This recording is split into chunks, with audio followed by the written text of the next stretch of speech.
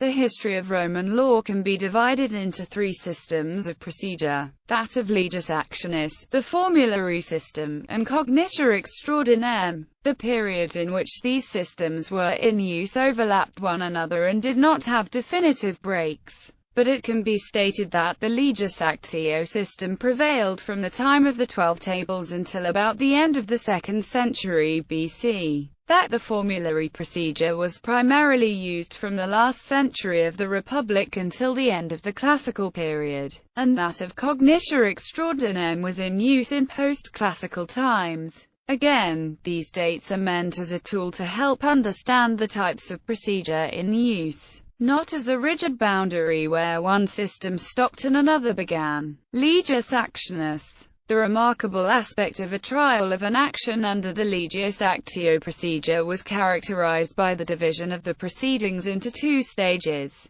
the first of which took place before a magistrate, under whose supervision all the preliminaries were arranged. The second, in which the issue was actually decided, was held before a judge. The magistrate in question taking part in the preliminary stage was typically the consul or military tribune, almost exclusively the praetor. Upon the creation of this office, the judge was neither a magistrate nor a private lawyer, but an individual agreed upon by both parties. Summons under the legis actionis system were conducted in ius vocate, that is, by voice. The plaintiff would request, with reasons, that the defendant come to court. If he failed to appear, the plaintiff could call reasons and have him dragged to court. If the defendant could not be brought to court, he would be regarded as indefensis, and the plaintiff could, with the authorization of the praetor, seize his property. The defendant may elect a representative to appear in his place, or seek a vidimonium, a promise to appear on a certain day with a threat of pecuniary penalty if he failed to appear. Preliminary hearing. At the first stage of the case, a hearing took place before the praetor, in order to agree the issue and appoint a judge. This was conducted through exchanges of ritual words, the two different types being known as the declarative, which were the legis actio sacramento, legis actio per illudicis arbitrae postulationem, and legis actio per conditionem, and the executive type legis actio per pignoris capinem and legis actio per manus injectionem. All of these involved, essentially, statements of claim by both parties, and the laying down of a wager by the plaintiff. Then, a judge was appointed who was agreeable to both parties, the praetor making a decision in the event of a disagreement.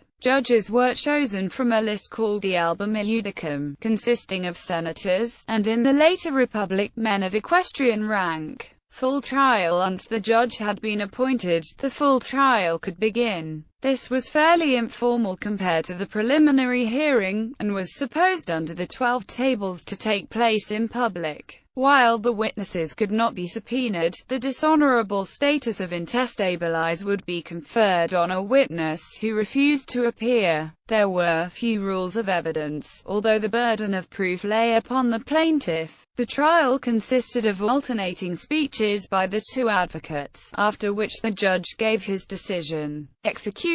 Unlike in the modern legal system, victorious parties had to enforce the verdict of the court themselves. However, they were entitled to seize the debtor, and imprison him until he repaid the debt. After 60 days of imprisonment, the creditor was entitled to dismember the debtor or sell him into slavery. Although after the Lex Poetelia of 326 BC, the creditor could take no action other than continued imprisonment of the debtor. Formulary system. Due to the faults of the legis actionis system, namely its excessive formality, archaic nature, and limited effectiveness, a new system was introduced. This was known as the formulary system. The formula was a written document by which in a civil trial authorization was given to a judge to condemn the defendant if certain factual or legal circumstances appeared proved, or to absolve him if this was not the case.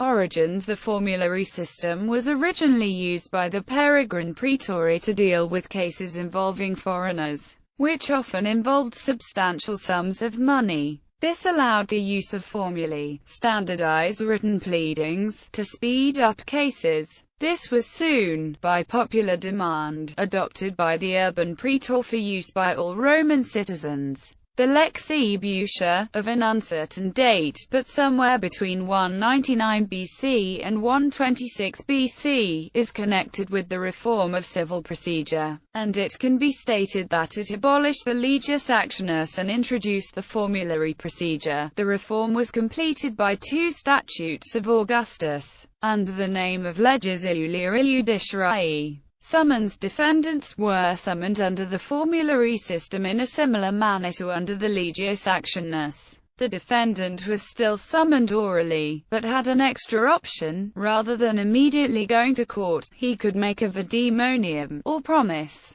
to appear in court on a certain day, on pain of a pecuniary forfeit. Although the plaintiff could still physically drag his opponent to court, this was scarcely used. Instead, the plaintiff could be given permission by the praetor to take possession of the defendant's estate, with a possible right of sale. Preliminary hearing. Just like in the old legus actionis system, this took place before the praetor. During the hearing, a formula was agreed on. It consisted of up to 6 parts. The nominatio, intentio, condemnatio, demonstratio, exceptio, and praescriptio. Nominatio. This part appointed a judge, in a similar matter to before, with the plaintiff suggesting names from the official list until the defendant agreed. If there was no agreement, the praetor would decide. Intentio. This was the plaintiff's statement of claim, where he stated the allegation on which his claim was based. An example of an intentio could be, if it appears that the property which is disputed belongs to Aulus Agerius at civil law. Condemnation. The condemnation gave the judge authority to condemn the defendant to a certain sum or to absolve him. An example of a condemnation could be, if it appears that he is guilty, condemn numerius negatius to Aulus Agerius for 200 denarii, otherwise absolve him. Demonstratio. The demonstratio was used only in unliquidated,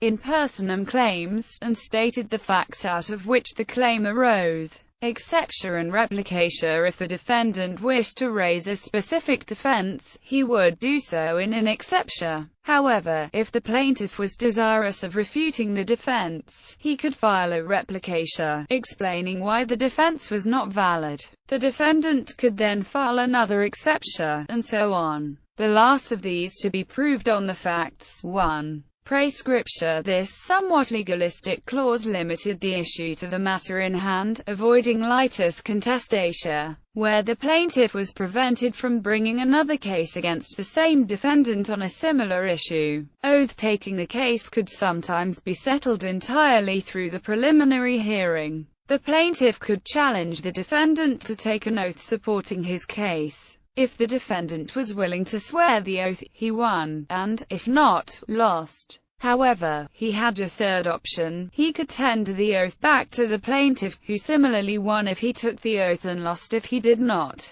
Justinian had this to say about the taking of oaths. While it may seem odd to a modern observer to decide a case merely through the taking of oaths, it is important to note that a solemn oath before the gods was regarded by the Romans as a serious matter, and even a rogue would be unwilling to perjure himself in such a fashion, and the penalties for perjury were severe. Full trials under the formulary system were essentially the same as under legus actionis. Execution. While the creditor was still essentially responsible for executing the judgment, there was now a remedy he could look to. This was called bonorum vendito. 30 days after the judgment, the creditor would apply for an actio iudicata, giving the debtor a last chance to pay. If he failed to meet the debt, the creditor could apply to the praetor for missio in possessionem. He would then publicize the bankruptcy, giving other creditors a chance to come forward.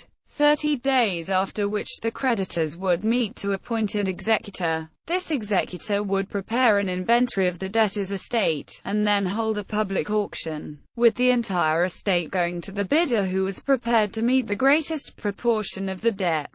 However, the debtor remained liable for any portion of the debt which was not met. The reason for this was probably that the bonorum vendito remedy could be used as a threat to encourage a debtor to pay up. Cognition. The Cognition system was introduced some time after the Republic was replaced by the Empire. The main philosophical difference between the Cognition systems and those that had gone before was that, whereas the previous two essentially consisted of the state providing a system under which the two parties could resolve disputes between themselves, the basis of the case was agreed, but the case was then handed over to a private judge, and no judgment in default was available. In the Cognition, however, the state basically resolved the entire case, in the same manner as our current systems. Summons. As in modern legal systems, the summons was served upon the defendant by the court. No longer did the plaintiff have to physically drag the defendant to court. Instead, he would lodge a libellus conventionis, which would be served on the defendant by a court official, who could arrest him if he failed to appear. If he was unable to be brought to court on 3 separate occasions, judgment in default could be entered against him. This highlights the philosophical difference between the Cognition and earlier systems. Whereas before a trial required the consent of both parties, it could now be imposed by the state.